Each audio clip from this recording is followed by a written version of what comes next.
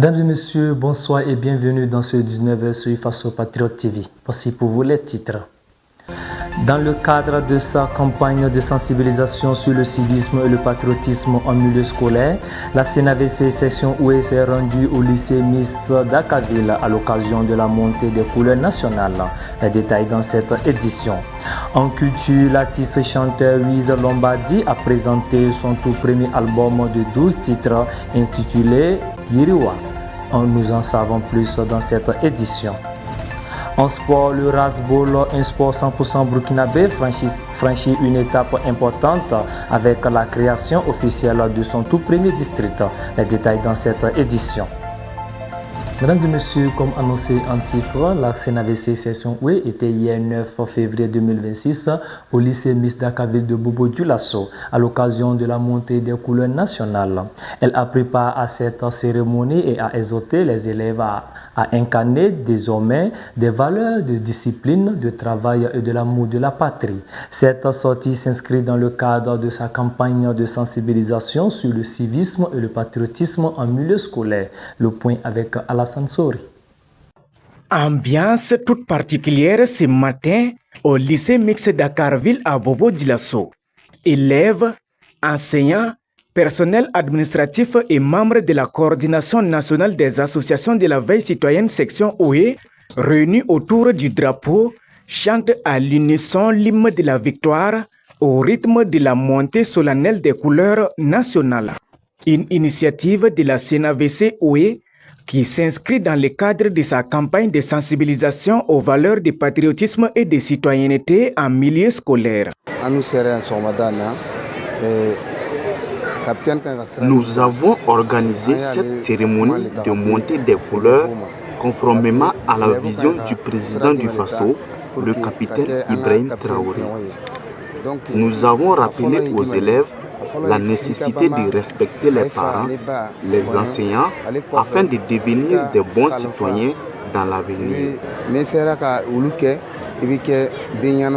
Cette initiative qui rappelle aux élèves l'importance du patriotisme et de la citoyenneté est vivement saluée par le monde éducatif. Les enseignants et les personnels administratifs y voient un complément précieux à l'enseignement formel, tandis que les élèves y trouvent un cadre motivant pour réfléchir à leur rôle de citoyens responsables et d'acteurs de développement de la nation.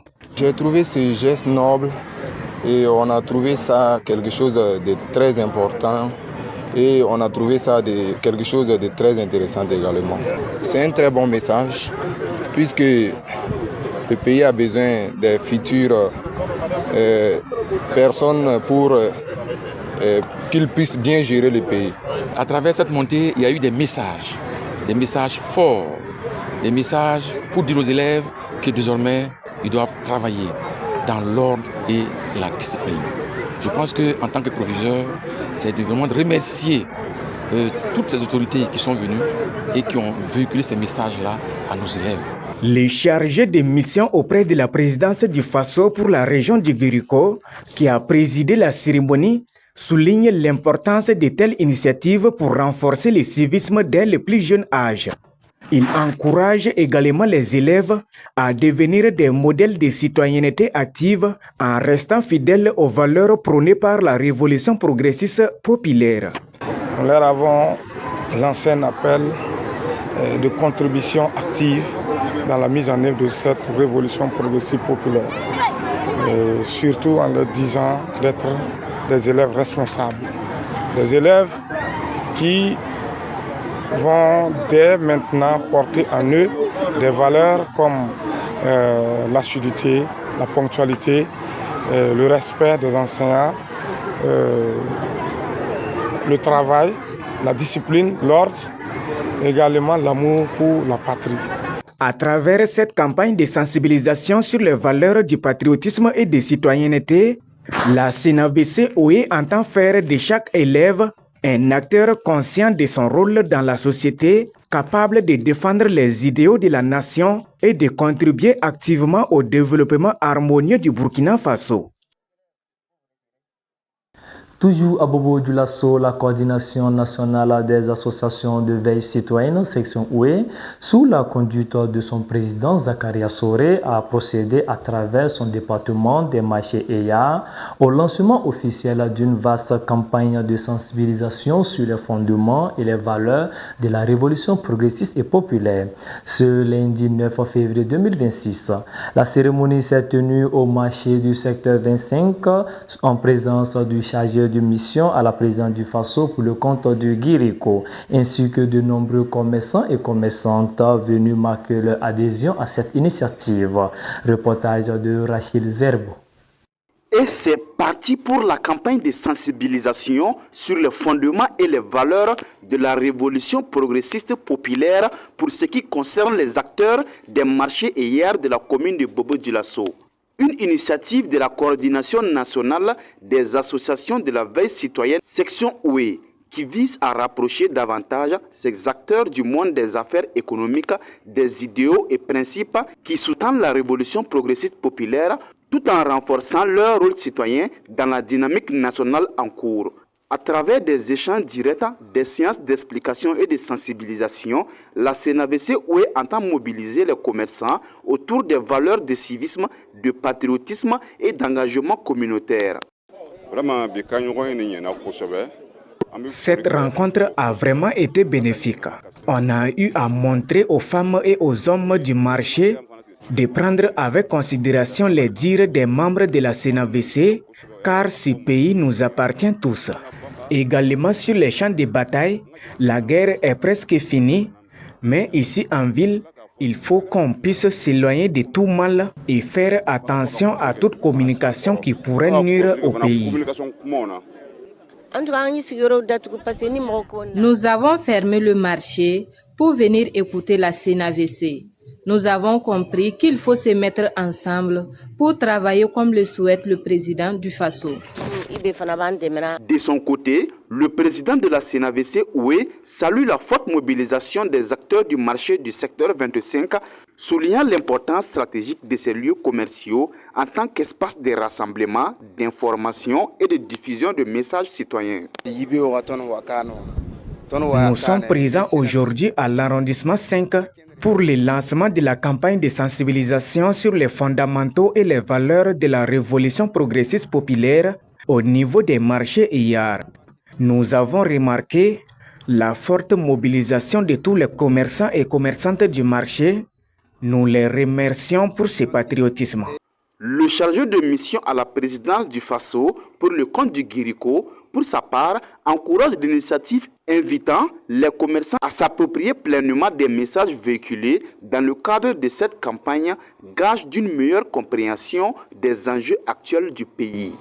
Le message qu'on a passé, c'est une fois de plus leur dire qu'ils ont un rôle très important dans la dynamique de la mise en œuvre de cette révolution progressive populaire proclamée le 1er avril 2025 par son Excellence le capitaine Ibrahim Traoré.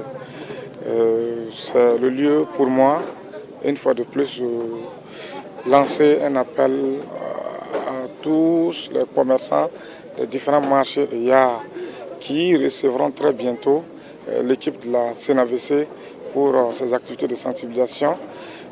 Nous les appelons vraiment à sortir massivement car c'est des messages forts et c'est des messages qui, une fois de plus, contribuent activement à la construction nationale et à renforcer une fois de plus leur capacité et leur connaissance sur la révolution progressive populaire. Cette activité marque ainsi le point de départ d'une série d'actions similaires qui sera déployée dans les différents marchés EYAR de la commune de Bobo Dioulasso, afin d'élargir la sensibilisation et de renforcer l'adhésion des acteurs économiques aux valeurs citoyennes et aux idéaux de la révolution progressiste populaire. En culture, la 3e édition du Fesculo, le festival culturel Locénie, se tiendra du 2 au 4 avril 2026 dans la commune de Foussan. Pour annoncer les couleurs de cet événement culturel, la coordination en charge de l'organisation de cette édition était face à la presse le samedi 7 février 2026. Un événement culturel qui vise à valoriser les savoir-faire culturels et faire la promotion des traditions des communautés vivantes dans la commune de Foussan et les communes voisines. Le point avec Kevin Kamouré. À 6 semaines de la tenue effective de la 3e édition de Fesculo, le festival culturel Lusani, la coordination de l'événement dévoile le contenu et rassure les populations et partenaires face à la presse. Placé sous le thème « Expression culturelle et artistique, socle de paix et du vivre ensemble », ils entendent offrir un cadre d'expression et de promotion des valeurs culturelles et traditionnelles aux différentes communautés vivant dans la commune de Founza et environnantes. Pour ce qui est des activités spécifiques, nous aurons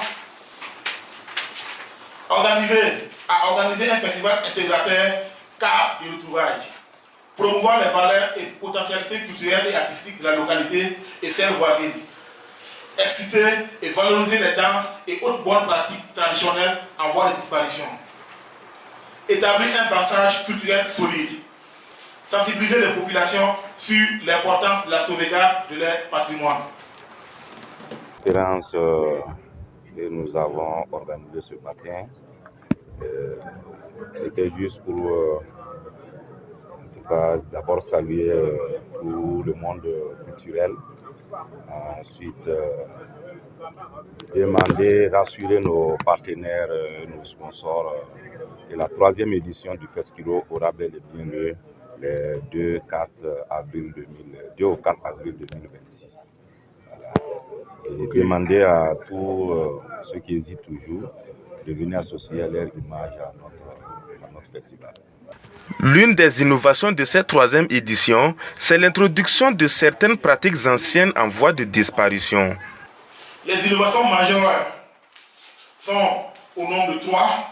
Tout d'abord, il y aura des séances d'apprentissage et prestations sur certains pas de danse en voie de disparition, notamment le Yamo Yoro, le Fio, Ade Yoro, Prepé Yoro et bien d'autres danses en voie de disparition. Une conférence publique sur le thème « Le vivre ensemble et la cohésion sociale ». Des séances de contribution à l'initiative présidentielle pour le développement communautaire et le Fassé Mobo, genre local, pour la construction progressive de la préfecture de Founza. Le Fesculo se veut donc un cadre de préservation, de découverte et de valorisation des identités culturelles. Il entend ainsi participer à la transformation du patrimoine de Founza afin d'en faire un levier de développement culturel, éducatif et économique, mais surtout les sauvegarder pour les jeunes générations.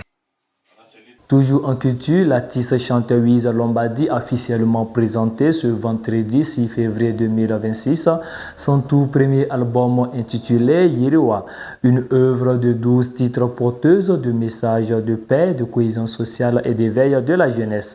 À travers cet opus, Wiz Lombardi signe ainsi une entrée marquée sur la scène musicale avec l'ambition de marquer les esprits et d'inspirer la jeunesse. Le point de la dédicace avec Alassane Sori.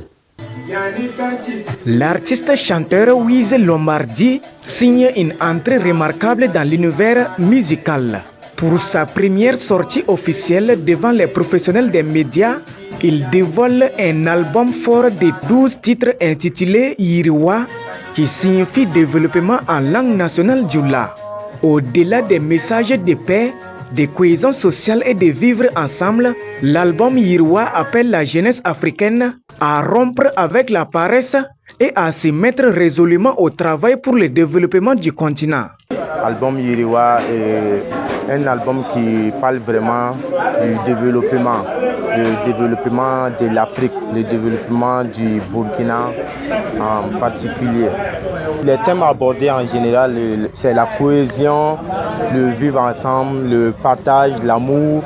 Chanté en moré, en djoula et en français, l'album met en valeur la diversité linguistique et culturelle du Burkina Faso, tout en élargissant sa portée auprès d'un public varié. Après la dédicace officielle, l'artiste Wiz Lombardi prévoit de lancer une série de clips vidéo ainsi qu'une campagne de promotion autour de l'album. Oui, les projets à venir, il y aura le lancement des sons audio, il y aura des clips, il y aura des concerts des concerts podium comme des concerts géants.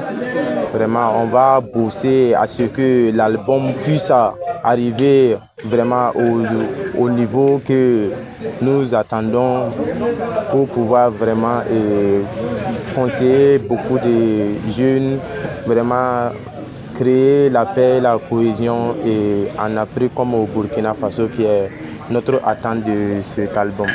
À l'issue de la présentation de l'album Yirwa, certains fans de l'artiste se disent satisfaits de son contenu, qu'ils jugent porteur de messages de sensibilisation et d'éveil de la jeunesse. Le contenu, c'est très bien et ça permet aussi de conscientiser les jeunes. C'est des textes très bien brossés et on sent vraiment qu'il a mis du cœur pour la réalisation de ce projet. Et je trouve qu'il est vraiment à féliciter. Bon, il faut savoir d'abord que Babi Lombardi, c'est un artiste très tenace qui n'a jamais abandonné ses rêves et je pense vraiment qu'il doit être accompagné. Malgré quelques difficultés liées à la cherté des coûts de production et de promotion, Wiz Lombardi se dit déterminé à aller jusqu'au bout de cette aventure musicale, tout en lançant un appel aux partenaires et aux acteurs culturels à soutenir son projet et sa vision. Déjà disponible sur clé USB au prix unitaire de 5 000 francs CFA, l'album Yirwa entend se frayer un chemin auprès des mélomanes. En sport, le Rasbol, un sport 100% burkinabé, a franchi ce samedi 7 février une étape importante dans la province du Oué, avec la mise en place de son tout premier district. Cette initiative marque un tournant dans la structuration et la promotion de cette discipline sportive 100% burkinabé, traduisant la volonté des acteurs locaux de renforcer l'organisation et d'accélérer son rayonnement. Le point avec Alassane Souri. Il s'agit du tout premier district mis en place dans l'histoire du Rasbol, une discipline sportive créée et pratiquée au Burkina Faso. Composé de 6 membres, le nouveau bureau du district de Rasbol du Oué est désormais opérationnel sous la conduite de Yakarga Konaté.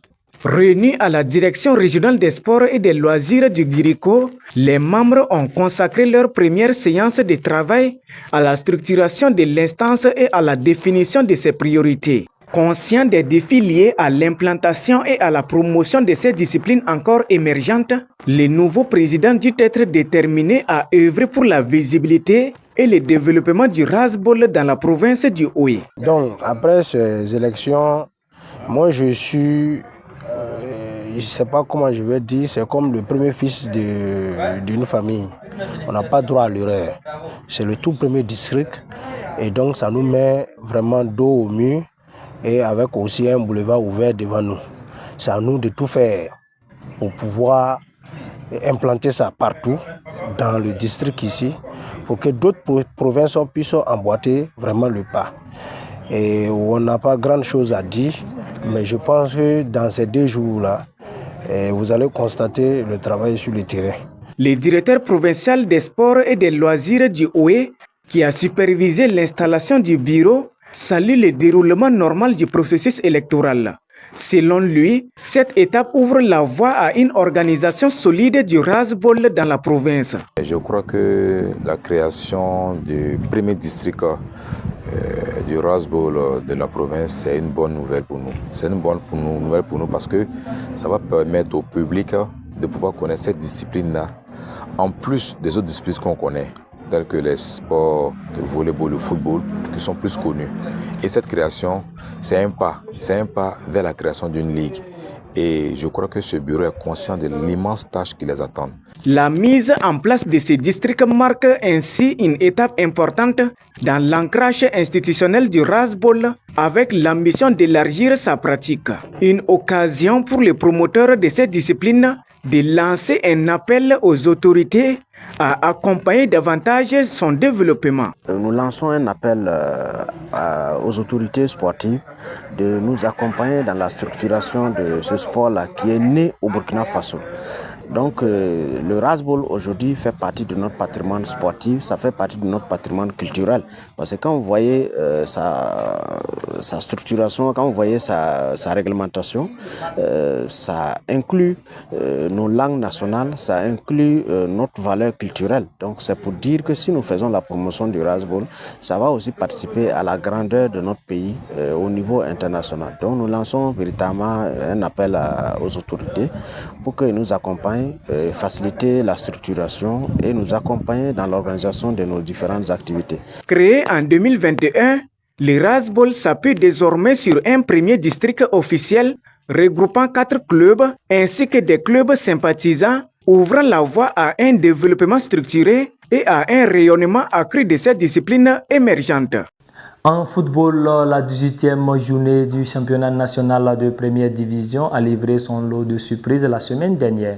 Les Guépards de Vitesse FC, dernier du classement, ont créé l'espoir en s'imposant à domicile face aux Fourgons du RCK. Sous une pression constante, ils ont tenu bon et signé une victoire précieuse, grimpant ainsi au classement. Le point avec Alassane Sori. Les Guépards de Vitesse FC, lanterne rouge du classement, crée la surprise en s'imposant à domicile face au Faucon du Rail Club de Kadiogo pour le compte de la 18e journée du championnat national de première division. Dès le coup d'envoi de la rencontre, ce sont les Faucons de Kadiogo qui mettent la pression et lancent les offensives. Face à cette situation, les Guépards cherchent à répliquer à travers cette action de Mikhail Oudramé, empêché par la défense du RCK, créant une faute à l'entrée de la surface de réparation. Un coup de pied arrêté exécuté à la 18e minute par Ibrahim Diakité, qui est renvoyé dans les filets grâce à un coup de tête de Assami Sassanda. Un score d'1-0 qui reste inchangé jusqu'à la pause. À la reprise, les deux entraîneurs procèdent à des changements dans leurs équipes. Des ajustements qui se révèlent toutefois infructueux malgré quelques occasions de but. Sous la pression des Faucons du RCK dans les dernières minutes, les Guépards font preuve de résistance et conservent leur avantage jusqu'au coup de sifflet final. Un ouf de soulagement pour le coach Mamadou Zongo. Un match difficile. Je dirais qu'on a bien défendu. Résultat final 1-0. C'est bon à prendre puisqu'on a vraiment besoin des points. Et Dieu merci, ce soir, on a pu prendre les 3 points. On aurait pu tuer le match, au moins 3 ou 4 buts. Et je vois que c'est ce qui ne marche pas. Ce qui a marché, on a bien défendu, mais maintenant, finir les actions, ça peine toujours. Du côté des Faucons de Kadiogo, le coach ne cache pas ses regrets. Selon lui, ces joueurs ont trop respecté l'adversaire. Je pense que cela est dû à notre première période qui était moyenne. Voilà, on a trop respecté l'adversaire d'entrée. Voilà, donc on a encaissé le but, du coup il fallait courir de leur score. Voilà, chose qu'on a fait en deuxième période. C'était pratiquement à sens unique, mais on n'a pas pu scorer. Voilà. Cela est dû aussi on avait une équipe qui avait très faim et qui avait soif de victoire. Voilà, qui était vraiment solide, voilà, qui a exploité les coups à fond. Voilà, je ne peux que les féliciter. Après les résultats, Vitesse FC bondit à la 14e place avec 15 points, tandis que le Rail Club de Kadiogo chute à la 10e place avec 23 points. Mesdames et messieurs, c'est tout pour cette édition. Merci de l'avoir suivi et nous donnons rendez-vous sur la télé citoyenne Faso Patriote TV pour plus d'actualités. Merci et bonsoir chez vous.